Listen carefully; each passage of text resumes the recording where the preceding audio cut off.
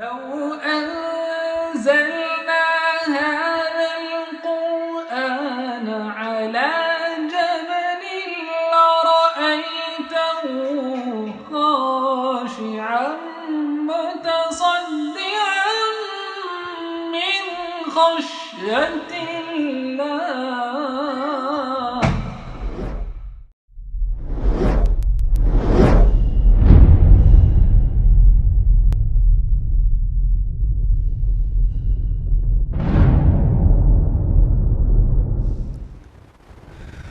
الحمدللہ رب العالمین والصلاة والسلام علی رسولہ الکریم وعلی آلہ واصحابہ اجمعین. اما بعد، اعوذ باللہ من الشیطان الرجیم. بسم اللہ الرحمن الرحیم. شہر رمضان الذی انزل فیہ القرآن ھدی للناس وبینات من الھدی والفرقان. بسم اللہ الرحمن الرحیم. رب اشرح لی صدری ویسر لی امری واحلل عقدۃ من لسانی یفقہوا قولی. میری عزیزی سامعات، درس قرآن مجید میں آپ سب کا تہہ دل سے خیر مقدم ہے. السلام علیکم ورحمۃ اللہ وبرکاتہ. کیسے آپ سبھی لوگ؟ الحمدللہ. اللہ تعالیٰ آپ سب کو اچھا رکھے، ہدایت اور صراط مستقیم پر رکھے، اپنی مخصوص حفاظت کرے، دشمنان کے شر سے بچائے اور اللہ تعالیٰ عافیت اور فراغت کی زندگی دے، آخرت میں کامیابی عطا کرے. آمین. درس قرآن میں کون سی سورہ چل رہی ہے؟ سورہ نور. لاسٹ ویک ہم لوگوں نے کہاں تک تفصیل سے جانا تھا؟ آیت نمبر 57 تک. آج ہم لوگ آیت نمبر 58 آنورڈز تفصیل سے بات کریں گے. تو اس سے پہلے کا جو کانٹیکسٹ ہے وہ آپ کو یاد ہے. حالانکہ یہاں سے جو رکوع تبدیل ہو رہا ہے تو مضمون بھی بدل رہا ہے. اس سے پہلے مومنون اور منافقون کا تذکرہ تھا اور رسول صلی اللہ علیہ وسلم کی اطاعت کے متعلق بہت ساری آیات میں گفتگو تھی. ٹھیک ہے. اور یہاں سے رکوع بدل رہا ہے آیت نمبر 58 سے، اور مضمون بھی بدل رہا ہے.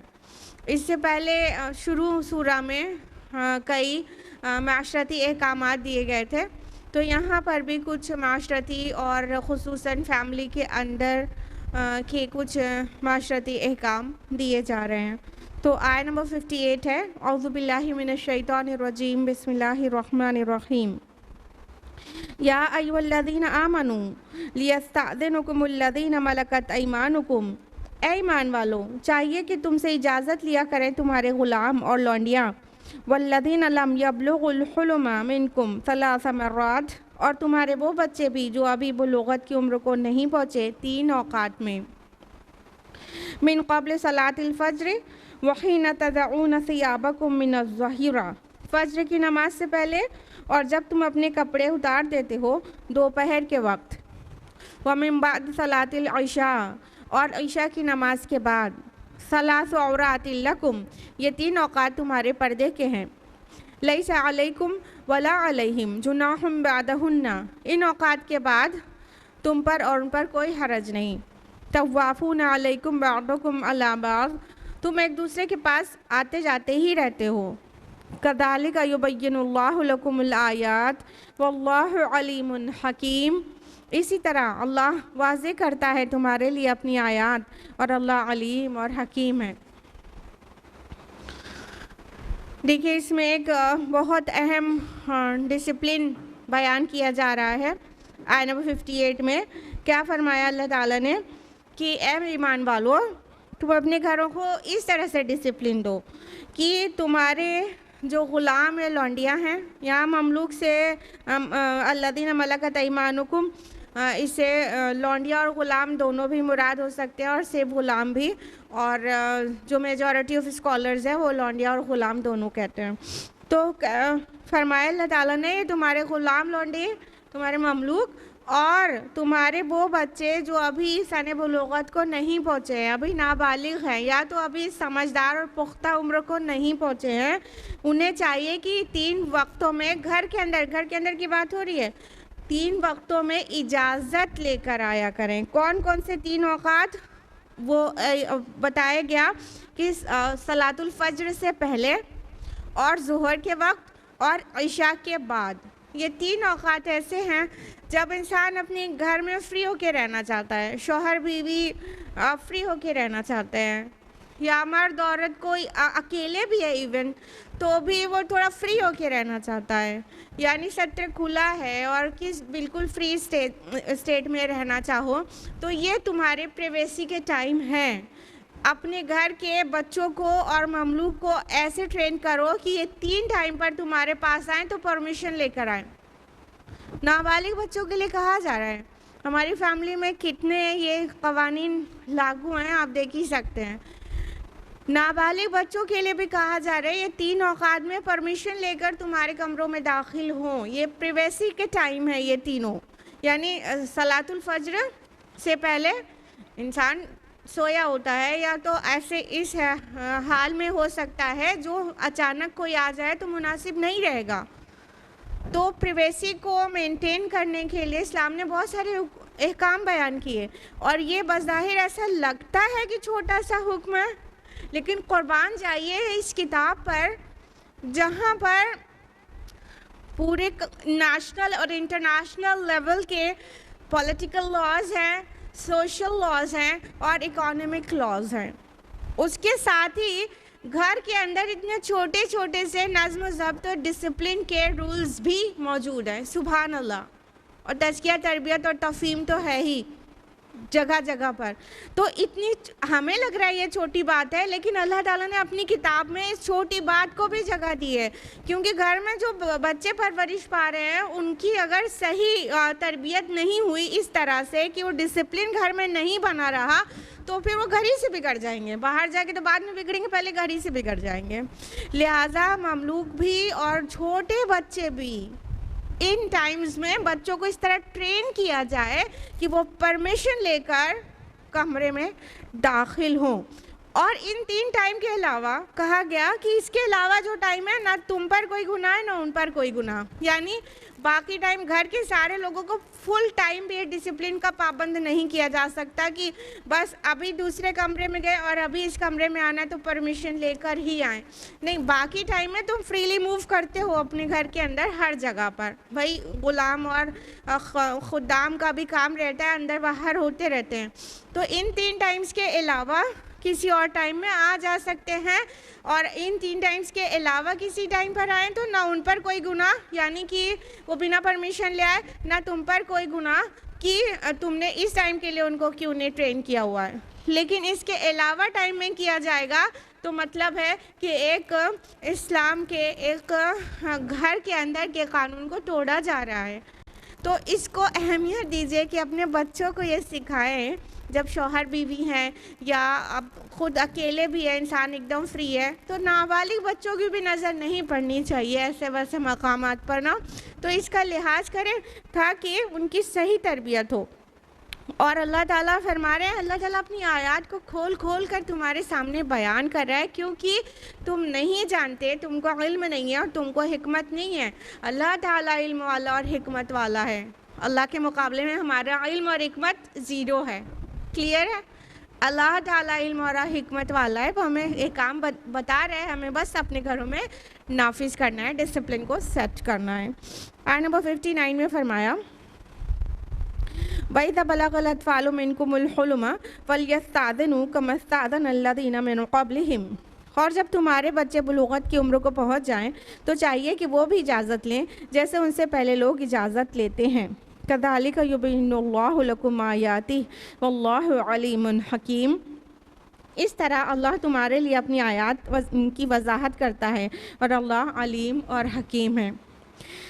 اب ان بچوں کے بارے میں کہا جا رہا ہے جو سن بلوغت کو پہنچ چکے ہیں، یعنی وہ سمجھدار ہو گئے ہیں، بالغ ہو گئے ہیں، اور بالغ ہونے کے لیے اسلام کا جو شریعت کا کرائیٹیرین ہے وہ یہ کہ جب بوائز جب احتلام ہوگا، جب ویٹ ڈریم وہ دیکھیں گے تو تب سے انہیں بالغ سمجھا جائے گا، اور گرلز جب سے انہیں مینسٹرول پیریڈ سٹارٹ ہو جائیں گے تب سے انہیں بالغ سمجھا جائے گا، اور کسی وجہ سے، کسی خاص وجہ سے اگر گرلز اور بوائز میں یہ چیز نہیں ہو، یعنی گرلز کو ٹائم سے پیریڈز نہیں سٹارٹ ہو اور بوائز کو کبھی ویٹ ڈریم نہیں آئے کسی خاص وجہ سے، تو ان کے بلوغت کی عمر کو اسکالرز نے زیادہ جو فقہا ہیں انہوں نے 15 ایئر بولی ہے، اور کچھ فقہا نے 17 ایئر بھی بولا ہے کہ پھر 17 پہ تو بالغ مانا ہی جائے گا، چاہے وہ یہ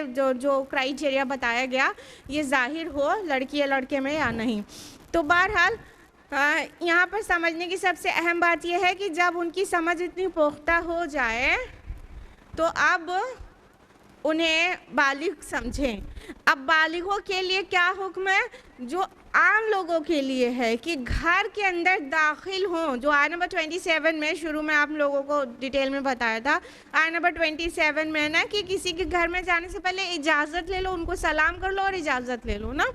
تو یہاں پہ بتایا جا رہا ہے بالغ بچوں کو کے لیے تو یہ حکم ہے کہ وہ گھر کے اندر آئیں تو بھی اجازت لے کے آئیں۔ کیا ہم نے اپنے گھر میں یہ طریقہ بنایا ہے کہ بچے، اپنے گھر کے بچے بھی، اپنے گھر کے مرد بھی، اپنے گھر کے بڑے چھوٹے کوئی بھی آئیں تو اجازت لے لیں؟ اب اجازت میں ضروری نہیں ہے کہ یہی جملہ کہا جائے کیا میں اندر آ سکتا ہوں ممی، ضروری نہیں ہے نا۔ بچہ ایک یا گھر کا کوئی مرد عورت ایک اپنا آنے کا ایک سمبل دے دے، جیسے کچھ لوگ کھانستے ہیں کہ ہم آ گئے سمجھ لو، وہ بھی ایک فارم آف پرمیشن ہی ہے، ٹھیک ہے؟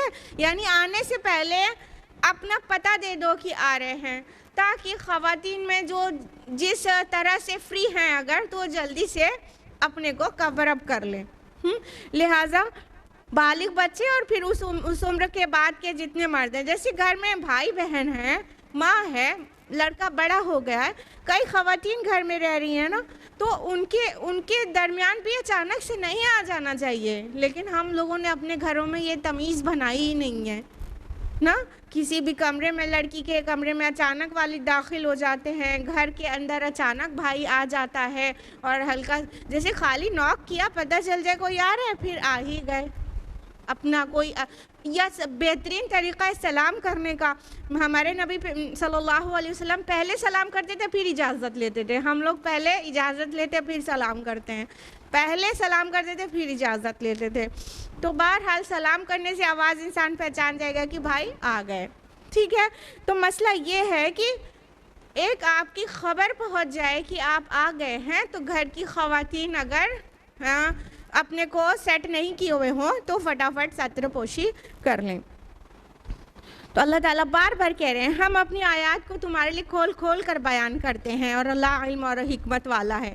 کیسے سر پھرے ہیں نا وہ لوگ، افسوس کے ساتھ کہہ رہے ہیں، معذرت کے ساتھ، کہ قرآن مجید کو خالی تلاوت کی غرض سے پڑھنے کے لیے کہتے ہیں اور سمجھنے کے لیے منع کرتے ہیں، اور اللہ تعالیٰ کہتے ہیں کذالک یبین اللہ لکم آیاتہ، اور اللہ تعالیٰ اسی طرح اپنی آیات کو تم پر کھول کھول کر بیان کرتا ہے۔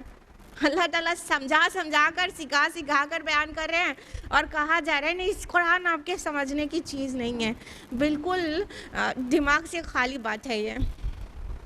آیت نمبر 60 والقواعد من النساء اللاتي لا يرجون نکاحا، اور گھروں میں بیٹھ رہنے والی وہ عورتیں جو اب نکاح کی امید نہیں رکھتی ہوں، فلیس علیہن جناح ان یضعن ثیابہن، تو ان پر کوئی حرج نہیں کہ اگر وہ اپنے اضافی کپڑے اتار دیا کریں، غیر متبرجات بزینہ، بشرطے کہ زینت کی نمائش کرنے والی نہ ہوں، وَإِن يَسْتَعْفِفْنَ خَيْرٌ لَهُنَّ وَاللَّهُ سَمِيعٌ عَلِيمٌ، اور اگر وہ اس معاملے میں احتیاط ہی کریں تو یہ ان کے لیے بہتر ہے، اور اللہ سب کچھ سننے والا اور ہر چیز کا جاننے والا ہے۔ اب وہ خواتین جو ایسی عمر کو پہنچ گئی ہیں جب ان کے اندر سارا جو سیکشول فیلنگز اور ڈیزائرز ہیں وہ ختم ہو گئی ہیں، ان کو نکاح نہیں ہوا لیکن اب ساری ڈیزائرز ختم ہو گئی ہیں، نہ وہ کسی طرف اٹریکٹ ہوتی ہیں اور نہ ان کے اندر ایسا حسن بچا ہے کہ کوئی اٹریکٹ ہوگا، تو ان کو پردے کے احکام کو ان کے لیے کچھ ہلکا کیا جا رہا ہے کہ اگر یہ خواتین جن کا نکاح نہیں ہوا لیکن وہ بوڑھی ہو گئی ہیں، اب ان کے اندر کچھ بھی شعلہ نہیں بچا ہے، تو وہ چاہیں تو ایک ایڈیشنل چادر کے بغیر، جس کو ہم لوگ حجاب کہتے ہیں، جلباب کہتے ہیں، قرآن میں جلباب کہا گیا ہے اور ہم یہ عبایا کہتے ہیں، تو اس کو ایڈیشنل اوڑھنی کے بغیر بھی باہر جا سکتی ہیں، بس خالی ایسے ہلکا کیا گیا کہ وہ جا سکتی ہیں اگر ان کے اندر کوئی بھی شعلہ نہیں ہے. اگر شعلے میں کوئی ایک چنگاری بھی ہے تو نہیں، کچھ بھی نہیں بچا، کوئی ڈیزائر نہیں بچی، اور کسی طرف وہ خود اٹریکٹ نہیں ہوتی اور کوئی ان کے اوپر اٹریکٹ نہیں ہوگا، تھوڑا بوڑھی ہوئی ہیں تو پھر تھوڑا سا آپ پورے پراپر پردے کے ساتھ باہر نکلنے کے بجائے اوپر کے ایڈیشنل چادر کے بغیر بھی نکل سکتی ہیں. لیکن بہت سارے چیزیں ملوث کرا دی گئیں کہ مطلب، لیکن ان کا ارادہ نمائش کرنے کا نہ اپنی زینت کو، یعنی عورت تو سراپا حسن ہے، بڑھاپے میں بھی کچھ نہ کچھ اس کا اسکن کا کلر اور کچھ چیزیں اٹریکٹ کرتا ہی ہے. تو فرمایا کہ لیکن نمائش کرنے کی غرض سے نہیں، اور اگر اس کے بعد بھی تب بھی وہ احتیاط کریں، یعنی بڑھاپے تک بالکل جھول جانے تک بھی با پردہ رہیں تو بہتر ہے ان کے لیے. بہتر کو بھی بتا دیا گیا، تھوڑا سا بس ریلیکسیشن دیا گیا ہے، لیکن کہیں بھی فتنے کی کوئی بھی آہٹ ہو بھی تو اوائڈ ہی کرنا ہے، نہیں اس چھوٹ کو نہیں اویل کرنا ہے، اور کچھ بھی نہ ہو تب بھی با پردہ ہی زندگی بھر رہ کے گزار دیں تو ان کے لیے بہتر یہی ہے. بہتر کو بھی مینشن کر دیا گیا، اور اللہ تعالیٰ سمیع اور علیم ہے، یعنی وہ سن رہا ہے، وہ جان رہا ہے تمہارے دل کے اندر کتنا تقویٰ ہے، تمہارا مقصد کیا ہے، تمہیں مسائل کیا ہیں جس کی وجہ سے چھوٹ اویل کر رہی ہو، یا تو پھر دل میں کچھ دکھانے کا کچھ ہے. عورتوں کو اپنی بیوٹی کی نمائش بہت زیادہ خواہش ہوتی ہے. دیکھیے متبرجات بزینہ آیا ہے، غیر متبرجات بزینہ. تبرج جو ہے نمائش کو کہتے ہیں، بارجا کس کو کہتے ہیں؟ بالکنی کو کہتے ہیں نا، وہاں سے نمائش کی ہوتی ہے نا باہر کی، ٹھیک ہے، تو وہی تبرج وہی اسی روٹ سے آیا ہوا ہے نمائش کرنا. تو عورتوں کو کہیں نہ کہیں دبی دبائی خواہش ضرور رہ جاتی ہے عمر بھر تک کہ وہ اچھی لگ رہی ہیں، وہ اچھی دکھ رہی ہیں، ہاں وہ ابھی تو بوڑھی نہیں ہوئی ہیں، ہاں ابھی تو وہ جوان ہے. یہ جو فیلنگز ہے نا، یہ ذرا سی بھی کہیں ہو تو چپ چاپ زندگی بھر باپردہ رہو. نمبر 61، لیس علی الاعمی حرج، کسی اندھے پر کوئی تنگی نہیں، ولا علی الاعرج حرج ولا علی المریض حرج ولا علی انفسکم، اور نہ کسی لنگڑے پر کوئی تنگی ہے، اور نہ کسی مریض پر کوئی تنگی ہے، اور نہ خود تمہارے اوپر کوئی تنگی ہے. ان تأکلوا من بیوتکم او بیوت آبائکم او بیوت امہاتکم او بیوت اخوانکم او بیوت اخواتکم او بیوت اعمامکم او بیوت عماتکم او بیوت اخوالکم او بیوت خالاتکم، کہ تم کھانا کھا لیا کرو اپنے گھروں سے، یا اپنے باپوں کے گھروں سے، یا اپنی ماؤں کے گھروں سے، یا اپنے بھائیوں کے گھروں سے، یا اپنی بہنوں کے گھروں سے، یا اپنے چچاؤں کے گھروں سے، یا اپنی پھوپھیوں کے گھروں سے، یا اپنے ماموں کے گھروں سے، یا اپنی خالاؤں کے گھروں سے. او ما ملکتم مفاتحہ او صدیقکم، یا ایسے گھروں سے جن کی چابیاں تمہارے پاس ہوں، یا اپنے دوستوں کے گھروں سے. لیس علیکم جناح ان تاکلوا جمیعا او اشتاتا، تمہارے اوپر کوئی حرج نہیں کہ تم سب مل کر کھایا کرو یا الگ الگ. فَإِذَا دَخَلْتُمْ بُيُوتًا فَسَلِّمُوا عَلَىٰ أَنفُسِكُمْ، تو جب تم گھروں میں داخل ہو تو اپنے لوگوں پر سلام بھیجا کرو. تحیۃ من عند اللہ مبارکۃ طیبہ، یہ دعا ہے اللہ کی طرف سے، مبارک بھی اور پاک بھی. کذالک یبین اللہ لکم الآیات لعلکم تعقلون، اسی طرح اللہ تمہارے لیے اپنی آیات واضح کر رہا ہے تاکہ تم لوگ عقل سے کام لو. اب دیکھیے ایک بہت بڑی ٹائٹنس کو ریلیز کیا جا رہا ہے اس آیت میں. اصل میں جب سورہ بقرہ کی آیت ہے نا، آیت نمبر 188، لا تأکلوا اموالکم بینکم بالباطل، تم آپس میں ایک دوسرے کے مال ناحق طریقے سے نہ کھا لیا کرو. جب یہ آیت نازل ہوئی تو صحابہ کرام رضی اللہ عنہم اجمعین میں اتنی حساسیت بڑھ گئی किसी के घर से कुछ खाने पीने लेने देने में इतना डर गए कि अपने ऊपर बहुत तंगी उन्होंने डाल ली। तो आप अपने रिश्तेदारों के घर से भी कुछ भी खाना या किसी के साथ माजूर के साथ बैठकर साथ में खाने से एकदम परहेज करने लगे, बस डरने लगे कि कहीं हमसे जुल्म ना हो जाए, कहीं हम बेजा ना खा लें, कहीं हम बातिल तरीके से किसी का माल ना खा लें। तो बहुत ज़्यादा उन्होंने एहतियात करना शुरू कर दिया। तो उस एहतियात जो बहुत ज़्यादा था, एहतियात तो करना चाहिए, लेकिन वो जो बहुत ज़्यादा एहतियात था जिसकी वजह से हरज वाक़ हो रहा था, टाइटनेस आ रही थी, तंगी आ रही थी ज़िंदगियों में, अल्लाह ताला ने उसको रिलीज़ किया है इस आयत में।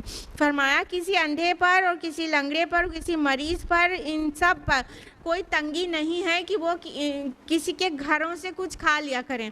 देखिए जो ये हैंडीकैप्ड हैं, इनका तो रीज़न ये है कि चूँकि ये माजूर हैं, इसलिए वो अपने रिश्तेदारों या किसी के घर में होंगे और उनको खाने की इजाज़त होनी चाहिए, क्योंकि जिस वक्त कोई घर में नहीं है, जो घर का मालिक है वो नहीं है, तो ये बड़ी मुश्किल में पड़ जाएंगे अपनी माजूरी की वजह से। लिहाजा पहले माजूरी को उज़्र बताकर उनको इजाज़त दी गई कि ये लोग खा सकते हैं। आगे जो डिटेल आ रही है किसके घरों से खा सकते हैं, तो ये इनके घरों से खाना एक थोड़ा बेतकल्लुफ़ी और फ्री माहौल होना चाहिए, नहीं तो इंसान बहुत ज़्यादा टाइटनेस में आ जाएगा। अब बताया जा रहा है और तुम्हारे लिए भी तंगी नहीं है, यानी अच्छा नॉर्मल इंसान भी खा सकता है बिना इजाज़त के। किनके घरों से? अपने घरों से या अपनी माँ और अपने वालिद, समझ रहे ना, माँ एक से ज़्यादा भी हो सकती है, मतलब वालिद की एक और बीवी, उसको भी माँ, तो वो अपना घर नहीं हुआ, वो कोई और घर हुआ, तो वो सब में इन सब के फूफी, खाला, मामू, चचा, इन सब के घरों से, ये करीबी रिश्तेदार जो हैं, इनके घरों से बग़ैर इजाज़त के खाया जा सकता है।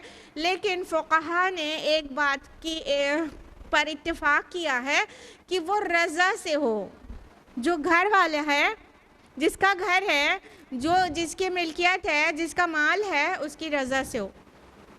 ठीक है, तो इतने करीबी रिश्तेदारों को कोई मसला नहीं होता है कि आप उनके मेहमान बन के गए और वो किसी वजह से घर से बाहर चले गए, अब किचन और घर खुला है, आपके ज़िम्मे है, तो आप उसमें से खा लें, तो कोई हर्ज की बात नहीं है, क्योंकि उनकी रज़ा शामिल होगी तो आपको अब घर में छोड़ के गए होंगे, और उनकी रज़ा शामिल नहीं हो तो हाँ, फिर इजाज़त ही लेके खाना चाहिए। फ़ुक़हा ने इसको मलहूज़ कर दिया है कि रज़ा शामिल होनी चाहिए।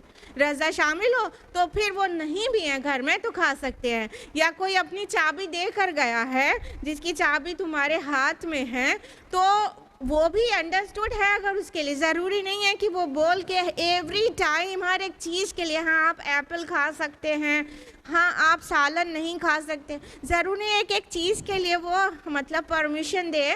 जब वो चाबी दे के गया और उसके लिए अंडरस्टूड है कि आप वो वहाँ से जब आपका खाने का कोई वक्त होगा तो आप निकाल के खा सकते हो, उसके लिए अंडरस्टूड है, तो वो एक तरह से रज़ा मिल गई है आपको, तो खा सकते हैं। असल में बता रहे ना, सहाबा इतना ज़्यादा कुरान पर अमल करने वाले थे कि वो बिल्कुल तंगी में डाल लिया था उन्होंने अपनी जानों को, कि जब तक हम किसी से इजाज़त ना ले लें, उसके घर से, इतने करीबी रिश्तेदारों के घर से भी जब तक इजाज़त ना ले लें, हम कुछ उठा के मुंह में डाल ही नहीं सकते हैं। तो उस तंगी को रफ़ा किया जा रहा है। इस्लाम दीन युस्र है, दीन उस्र नहीं है, तंगी में नहीं डालना चाहता है, आसानी देना चाहता है। युरीदुल्लाहु बिकुमुल युस्रा वला युरीदु बिकुमुल उस्र, अल्लाह का इरादा तुम पर आसानी करने का है, तंगी करने का नहीं है। तो जब अमल करने में अल्लाह के बंदों ने अपने ऊपर तंगी डाल दी तो अल्लाह ने रिलैक्सेशन भी नाजिल कर दिया। तो खा सकते हैं जिसकी घर की चाबियां हैं हाथ में और उसका साथ में रज़ा शामिल है। और दोस्तों के घरों से, अब दोस्तों के घरों में भी उलमा और फ़ुक़हा ने ये कहा है कि जिगरी दोस्त होना चाहिए। तो बेतकल्लुफ़ी वाला दोस्त हुआ तो उसके घर से खा जाएं, या उसके लंच बॉक्स से पराठा और पूरी और हलवा उड़ा जाए तो उसे बुरा लगना तो दूर से अच्छा लगेगा। तो इतना जिगरी दोस्त है तो उसका भी चीज़ बिना इजाज़त के खा सकते हैं। अंडरस्टूड रहता है ना इंसान को, इन मेरा खा लेना इनको सही लगेगा कि नहीं, समझ में तो आता है ना, बिल्कुल आता है ना। تو جس کو سمجھ رہے ہیں کہ اس کی رضا بھی شامل ہے بلکہ یہ شرارت اسے اور اچھی لگے گی اور کسی دن وہ میرا کھا جائے گا نا، تو فری ہے، پھر اس دوست کے گھر سے یا اس دوست کے ٹفن میں سے کھا سکتے ہیں۔ اور فرمایا کہ تم چائے ایک ساتھ کھاؤ تمہیں اجازت ہے، تم چائے الگ الگ کھاؤ دونوں اجازت ہے۔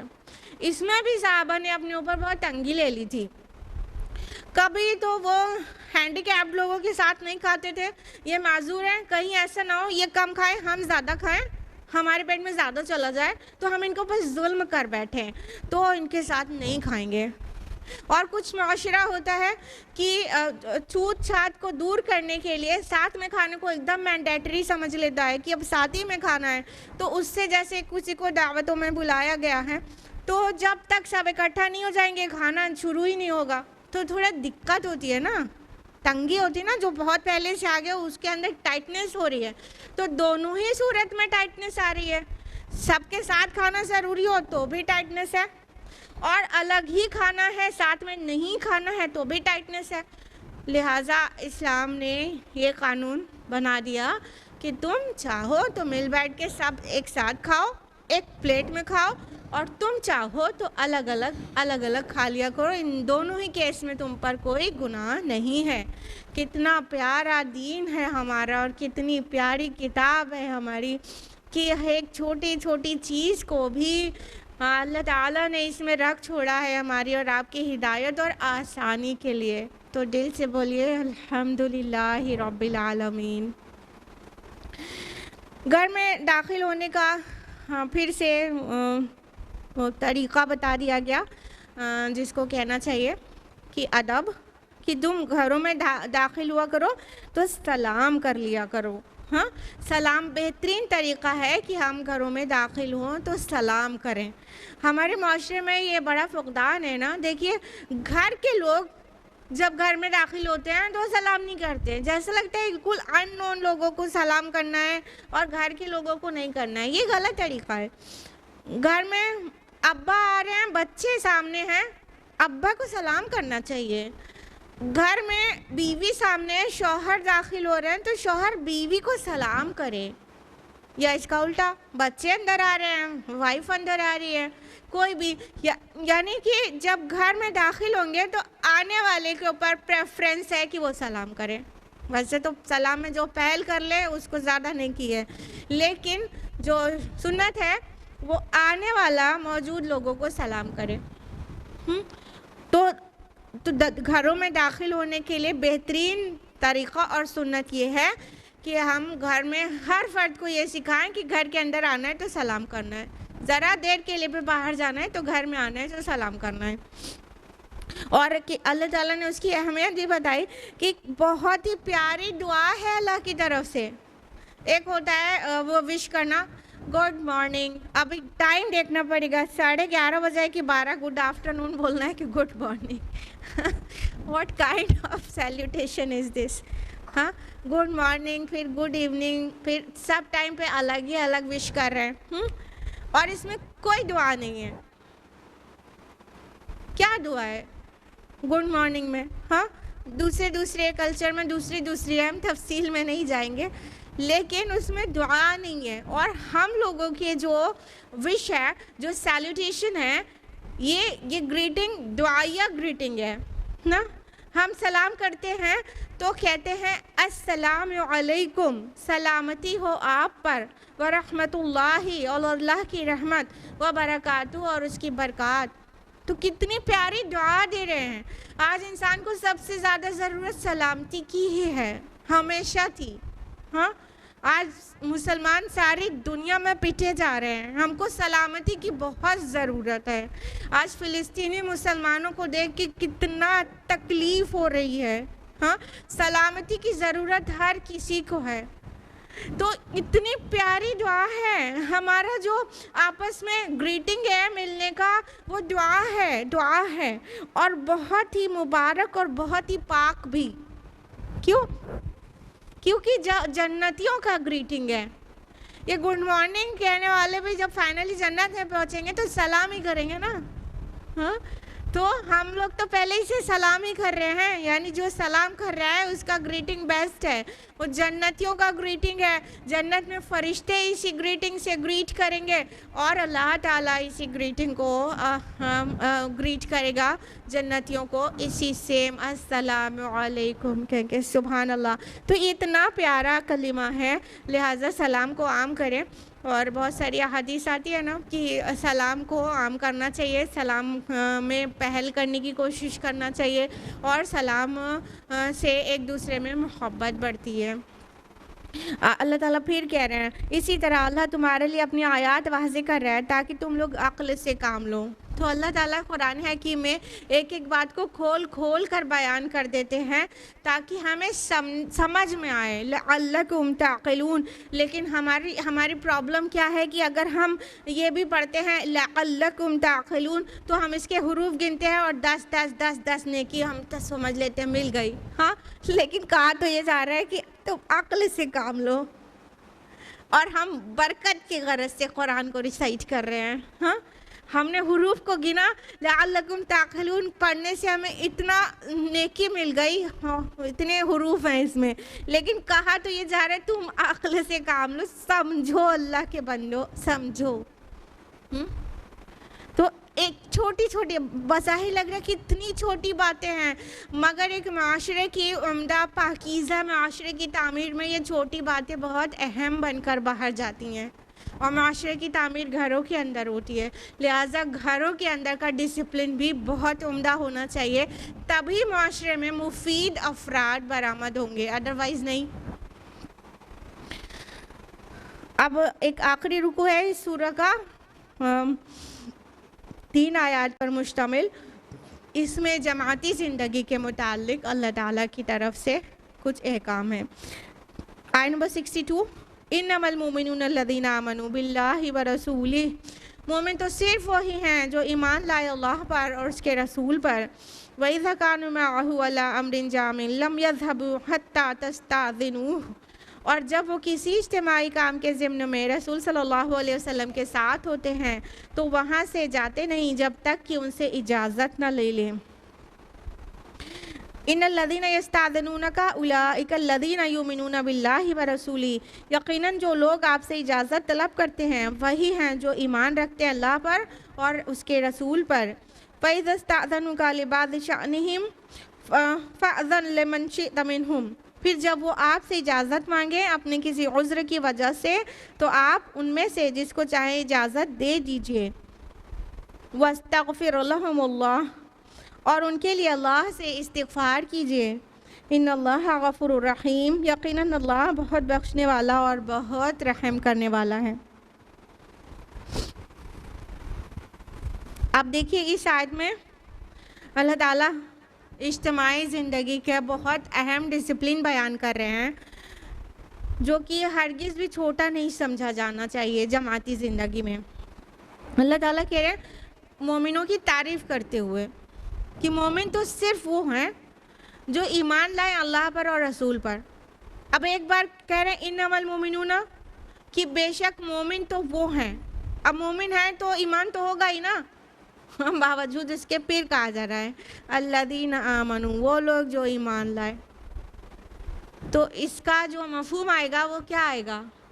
ایکچولی مومن وہ ہیں جو دعوی ایمان کرے، وہ سب مومن نہیں ہیں. ایکچولی اصل میں حقیقت میں مومن صرف وہ ہیں جو حقیقی ایمان رکھتے ہیں اللہ اور رسول پر، موروثی ایمان نہیں کہ اماں ابا نے سکھا دیا تھا لا الہ الا اللہ محمد رسول اللہ، ان کو مومن نہیں کہا جا رہا ہے. جو اپنا ذاتی ایمان رکھتے ہیں اور پرسنل کنوکشن ہے، ان کا ذاتی یقین ہے جن کا، وہ اللہ اور رسول پر، جو اپنی ڈسکوری سے اللہ اور رسول پر ایمان لائے ہیں، خالی والدین کے کہنے سے نہیں، اپنی کھوج ہے ان کی کہ اللہ ہی عبادت کے لائق ہے اور محمد رسول اللہ صلی اللہ علیہ وسلم ہمارے ہادی اور رہنما. ان کا ہر حکم ہمارے لیے قابل عمل ہے، ضروری ہے کہ ہم اس پر عمل کریں. تو صرف وہ ہیں جو حقیقی ایمان لائے ہیں، موروثی ایمان نہیں. اور کہا کہ جب کسی اجتماعی کام کے سلسلے میں جب رسول صلی اللہ علیہ وسلم کے ساتھ ہوتے ہیں تو ہرگز وہاں سے کہیں نہیں جاتے، تھوڑی دیر کے لیے بھی الگ نہیں جاتے جب تک کہ رسول صلی اللہ علیہ وسلم سے اجازت نہ لے لیں۔ یہ اجتماعی زندگی کا نظم ہے جو کہ نبی صلی اللہ علیہ وسلم کے امام یا جماعت کا ہیڈ ہونے کے علاوہ جو غیر بھی ہوگا جماعت کا امیر، اس کے لیے بھی یہ چیز فالو کیا جانا جماعت کے تمام ممبرز کے اوپر فرض ہوگا۔ کیا کہ جب جماعتی کام سے کہیں بلایا گیا، کہیں لے کے جایا گیا یا گیدر کیا گیا، کوئی میٹنگ ہے یا کوئی پرٹیکولر ٹاسک کے لیے سب کو گیدر کیا گیا ہے، اب اس میں سے کسی کو کوئی پرسنل عذر آ گیا تو وہ بنا پوچھے نہیں جائے، بنا امیر جماعت سے پوچھے، جس کی کال پہ وہ حاضر ہوا ہے اس سے پوچھے بغیر وہ نہیں جا سکتا۔ جب نبی صلی اللہ علیہ وسلم ہیڈ تھے اپنے تمام مسلمانوں کے تو آپ کو یہ پوزیشن حاصل تھی، اور آج جو جماعتیں ہوں گی اس کا جو ہیڈ ہوگا وہ کسی بھی پرپس سے، اجتماعی پرپس جو کہ جماعت کے لیے ہوگا، کال دے گا اپنی جماعت کے ممبرز کو، تو ان میں سے کوئی ممبر جب وہاں موجود ہے، چاہے یہ 2 گھنٹے کے لیے ہو، چاہے یہ 2 دن کے لیے ہو، چاہے 2 مہینے کے لیے ہو، سمجھ رہے ہیں؟ ڈیپینڈ کرے گا نا ٹاسک کیا ہے، کس لیے جمع کیا گیا ہے۔ جب بلایا گیا ہے تو پھر امیر کی اجازت لیے بغیر وہاں سے اپنے کسی ذاتی کام کو سیٹل کرنے کے لیے نہیں جا سکتا، اجازت لیے بغیر نہیں جاتے۔ تو اللہ تعالیٰ نے مومنوں کو واضح کیا، مومن وہ ہیں جو اس درجے میں عمل کرتے ہیں کہ کبھی بھی جماعت کا کوئی ہیڈ انہیں بلاتا ہے، رسول یہاں پہ کہا گیا ہے اور پھر بعد میں جماعت کا ہیڈ وہ بلاتا ہے تو اپنے پرسنل کام کے لیے اپنے سے نہیں کھسک جاتے ہیں، اپنے سے نہیں نکل جاتے ہیں، بلکہ اجازت لیتے ہیں۔ اور واضح کیا گیا کہ وہ لوگ جاتے ہیں تو اجازت طلب کرتے ہیں، اور ان کا کوئی عذر آ گیا، یعنی وہ اجتماعی جو مفاد کے لیے اکٹھا ہوئے تھے اس پر کوئی ذاتی مفاد آیا ہے، اپنا کوئی ذاتی کام آیا ہے تو اس کے لیے اجازت مانگے، تو نبی صلی اللہ علیہ وسلم کو کہا گیا کہ آپ ان میں سے جس کو چاہیں اجازت دے دیں، یعنی چاہے وہ نبی ہو، چاہے وہ بعد میں جماعتوں کے امیر ہو، تو کسی بھی جماعت کے امیر کے لیے یہ آزادی ہے کہ وہ سمجھے گا کہ جس وجہ سے جمع ہے وہ زیادہ اہم ہے، یا پھر یہ ممبر جس وجہ سے ہم سے پرمیشن چاہ رہا ہے چلے جانے کی، اس کا اپنا ذاتی کام زیادہ اہم معلوم ہوتا ہے۔ یہ امیر خود طے کرے، اور چاہے تو اجازت دے دے اور چاہے تو منع کر دے۔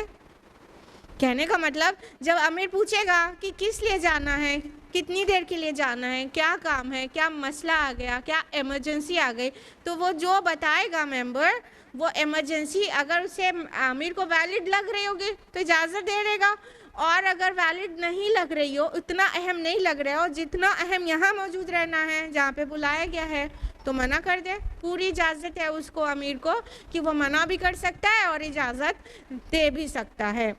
یعنی کہ اجازت مانگنے والے کو ہرگز بھی یہ نہیں سمجھنا چاہیے کہ ہم خبر سنا رہے ہیں بس اب ہمیں تو اجازت ملنی چاہیے۔ اجازت کا مطلب یس اور نو دونوں ہو سکتا ہے، اس کے لیے ممبرز کا مائنڈ میک اپ ہونا چاہیے کہ ہاں ہی نہیں ہو جائے گی، نو بھی ہو جائے تو انہیں ماننا پڑے گا کہ پھر وہ نہیں جائیں۔ اور فرمایا کہ اور اللہ سے ان کے لیے استغفار کرو۔ کیوں کہا گیا یہ بات؟ دیکھیے اہم کام تو اجتماعی کام ہی ہے نا، اب اس کام کے لیے بلایا گیا ہے لیکن کسی کو کوئی عذر آ گیا ہے تو وہ اس کا ذاتی چیز ہے، ٹھیک ہے؟ تو اگر وہ جانا چاہتا ہے، ایک بہت ہائی ایمان کا مومن ہوگا تو شاید اپنے ذاتی کسی بھی کام کو بگاڑ بھی لے گا لیکن پرمیشن ہی لینے نہیں آئے گا۔ ایسا ہوگا کہ نہیں؟ جماعت میں بھی سب طرح کے لوگ ہوتے ہیں، اس طرح کے بھی ہوتے ہیں، اور بہت مشکل میں خالی پرمیشن لینے والے بھی ہوتے ہیں، اور اور بات بات پہ ریزن دینے والے لوگ بھی سب طرح کے ہوتے ہیں نا. تو اب کوئی اپنے ذاتی کام کو، اپنے پرسنل افیئر کو سیٹل کرنے جا رہا ہے تو اس نے اجتماعی کام پر اپنے پرسنل افیئر کو اہمیت دی، تو کہیں نہ کہیں استغفار تو بنتا ہے نا. تو اپنے پرسنل افیئرس کو ہمیں کم اہمیت دینی چاہیے اور اجتماعی مفادات کو ہمیں زیادہ اہمیت دینی چاہیے. جب ہم نے اس کا الٹا کیا تو ہمیں توبہ اور استغفار تو کرنا ہی چاہیے کہ ہم نے کہیں نہ کہیں اپنی ذاتیات کو، اپنے ذاتی کام کو اہمیت دے دی ہے. لہٰذا اللہ تعالیٰ کی یہ رحمت ہے کہ اللہ تعالیٰ ان کمزور ایمان کے مسلمانوں کے طرف سے بھی بول رہا ہے کہ آپ سے اگر پرمیشن لے لیں تو آپ ان کے لیے استغفار کریے، کیونکہ ایک گڑبڑ تو ہو ہی رہی ہے نا کہ ذاتی چیز کو اہمیت دی گئی ہے. اب ڈیپینڈ کرے گا، اگر عذر شرعی ہے تو امیر کو بھی چاہیے فوراً ہی اجازت دے دے، اور وہ گناہگار نہیں بھی ہوا، عذر شرعی ہے، بھائی کسی کی بیوی کی ڈیلیوری ہونے والی ہے، ابھی اسے فوراً بھاگنا ہے تو امیر منع تھوڑی نہیں کرے گا. ہاں تو اہمیت کی بات ہے، لیکن اجتماعی مفاد کو وہ جو چھوڑ رہا ہے اس کے دل میں ایک تکلیف ہونی چاہیے نا کہ ہم جس پرپس کے لیے یہاں پہ اکٹھا تھے وہ چھوڑ کے جانا پڑ رہا ہے. تو استغفار اور توبہ صرف گناہ پہ نہیں ہوتے، نقائص پہ بھی ہوتے ہیں. ہاں نقائص پہ بھی، جو نقص واقع ہو جائے ہم سے، کچھ کمی رہ جائے اچھے کام میں، اس کے لیے بھی توبہ کرنا چاہیے، استغفار کرنا چاہیے. تو نبی صلی اللہ علیہ وسلم کو اللہ پاک کہہ رہے ہیں آپ ان کے لیے استغفار کریے. اور اب یہ حالات پہ بھی ڈیپینڈ کرے گا کہ جو اجتماعی موقع تھا وہ لیس امپورٹنٹ ہے، وہ بہت بڑا ایمرجنسی والا ٹائم نہیں ہے، کوئی بس میٹنگ کے لیے بلا لیا گیا تھا، ٹھیک ہے، لیکن کسی کا پرسنل میٹر ہے وہ بہت ایمرجنسی والا ہے تو اسے جانے دیا جائے گا. لیکن حالات اگر دوسرے ہوں گے، جیسا کہ سورہ توبہ یہ 6 ہجری میں نازل ہوئے، سورہ توبہ کا جو اکثر حصہ ہے وہ 9 ہجری میں نازل ہوا ہے، اس میں کیا کہا گیا آیت نمبر 43 میں، اس میں تو اللہ تعالیٰ نے رسول صلی اللہ علیہ وسلم سے یہ کہہ دیا عفا اللہ عنکا، اللہ آپ کو معاف کرے، لما اذنت لہم، آپ نے انہیں کیوں اجازت دے دی. یعنی کوئی ٹائم ایسا بھی آ سکتا ہے جب اجتماعی جو ہے جو موقع ہے وہ بہت اہم ہے اور بہانے باز لوگ آ کے ریلیکسیشن لے کے چلے جا رہے ہیں، تو اللہ تعالیٰ اس وقت سختی کر رہے ہیں کہ آپ نے کیوں ان کو جانے دے دیا. ٹھیک ہے، تو یہ ڈیپینڈ کرے گا حالات پہ. تو ہمیں اول تو سب کو اجتماعی زندگی گزارنی چاہیے، کسی نہ کسی جماعت سے منسلک ہو کر رہنا چاہیے اور جماعت کے سارے آداب کو فالو کرنا چاہیے، تبھی ہم صحیح سے مسلم بنتے ہیں. لیکن اگر ہم کسی جماعت کے ممبر ہو کے ہم امیر کی اطاعت نہیں کریں ہر بات میں، تو اپنے ایمان کی خیر منانا چاہیے. آگے فرمائے ان اللہ غفور الرحیم، اللہ بہت بخشنے والا اور بہت رحم کرنے والا ہے. یعنی وہ جو ہم لوگ اکثر ہی چھوٹے موٹے ریزن سے نکل لیتے ہیں وہ سب میں اللہ سے معافی مانگے، اللہ رحم کرنے والا اور معاف کرنے والا ہے حقیقتاً. آیت نمبر 63 لا تجعلوا دعاء الرسول بینکم کدعاء بعضکم بعضا، تم لوگ رسول کے بلانے کو ایسے نہ سمجھ لو جیسا کہ تمہارا آپس میں ایک دوسرے کو بلانا. قد یعلم اللہ الذین یتسللون منکم لواذا، اللہ خوب جانتا ہے تم میں سے ان لوگوں کو جو ایک دوسرے کی اوٹ لے کر کھسک جاتے ہیں. فَلْيَحْذَرِ الَّذِينَ يُخَالِفُونَ عَنْ أَمْرِهِ أَن تُصِيبَهُمْ فِتْنَةٌ أَوْ يُصِيبَهُمْ عَذَابٌ أَلِيمٌ. تو جو لوگ رسول کے حکم کی مخالفت کرتے ہیں انہیں ڈرنا چاہیے کہ کہیں ان پر کوئی آزمائش آ جائے یا کوئی دردناک عذاب انہیں آ پکڑے. اب آیت نمبر 63 میں اور زیادہ واضح کر دیا گیا کہ تم نے رسول کے بلانے کو کیا سمجھ لیا ہے. یہاں پر آیا ہے دعا رسول کا بلانا. اس کے 3 میننگز نکال سکتے ہیں لیکن کانٹیکس میں ایک سب سے زیادہ فٹ ہوتی ہے. دعا رسول کی دعا کرنا یہ بھی لیا جا سکتا ہے. ایک رسول کا بلانا، دعا مینس بلانا ہوتا ہے نا، کال دینا، ٹھیک ہے. تو یہ بھی ہو سکتا ہے رسول کا بلانا، انوائٹ کرنا، اور ایک یہ بھی معنی ہو سکتا ہے رسول کا پکارنا، ٹھیک ہے، کہ رسول کی پکار. تو تینوں معنی لے سکتے ہیں، لیکن کانٹیکس میں سب سے زیادہ فٹ یہ ہو رہا ہے جب رسول بلائے کسی پرٹیکولر کام کے لیے، تمہیں گیدر کرے، تو تم اسے لائٹلی مت لو. فرمایا جا رہا ہے کہ تم جب رسول تمہیں بلائے تو تم اس کو لائٹلی مت لو، ایسے لائٹلی مت لو جیسے تم آپس میں ایک دوسرے کو بلاتے ہو.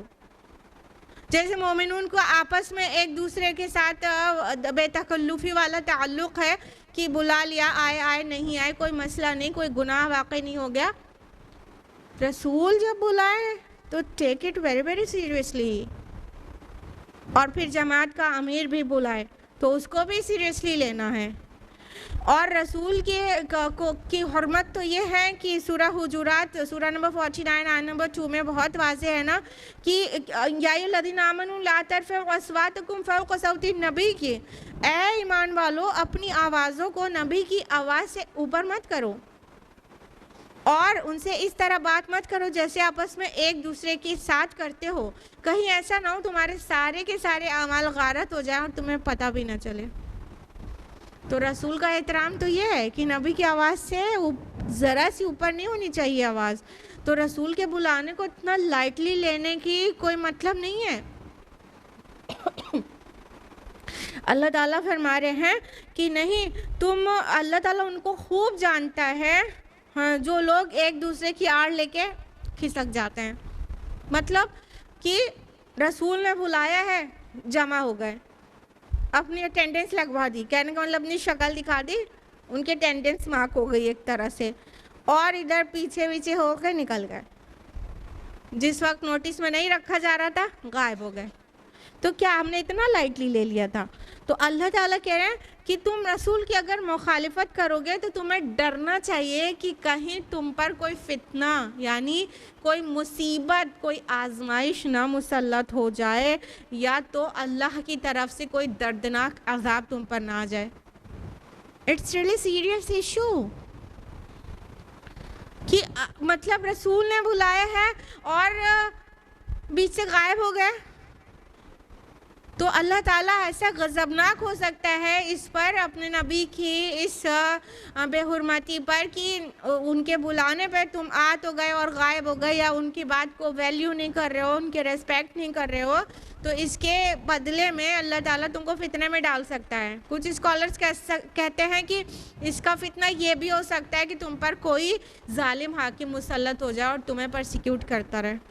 اور بہت طرح کے فتنے آ سکتے ہیں، بہت طرح کی آزمائشیں اس ملت پر آ سکتی ہیں جو اپنے رسول کا احترام نہیں کرے ٹھیک سے، اور تو اللہ کی عذاب بن کے یہ آزمائشیں ان کے اوپر آ سکتی ہیں.